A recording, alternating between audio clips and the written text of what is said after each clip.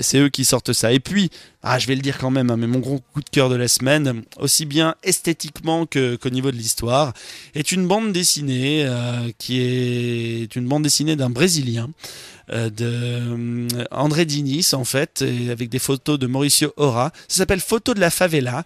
Et qu'est-ce que ça raconte? Eh ben, ça raconte l'histoire vraie du photographe Mauricio Ora, qui est né dans le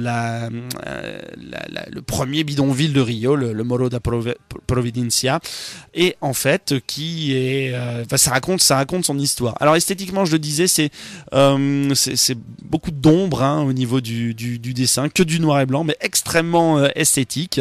Alors l'histoire de Mauricio, c'est quand même pas une histoire simple, c'est une expérience en dehors du commun. Lui, il a décidé de pas vendre de drogue hein, dans la favela, mais il a décidé d'être photographe. Alors il essaie tout le temps de photographier, de se trouver dans des endroits justement où il y a plein de choses qui se passent dans la favela, et puis il gêne un petit peu. Hein. Son père était trafiquant de drogue. Ça a été un des premiers trafiquants de drogue de ce premier bidonville brésilien.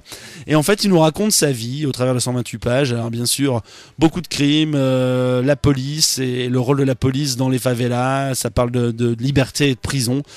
Et voilà, c'est extrêmement beau, ça s'appelle Photo de la favela. Il y a évidemment à la fin des photos de la favela et des photos de Mauricio Ora. Photo de la favela, ça vient de sortir chez l'éditeur Des Ronds dans l'eau. C'est mon gros coup de cœur du moment, même du mois carrément. Extrêmement beau. Et c'est signé André Diniz. Si t'as pas eu le temps de noter les références de ces bandes dessinées.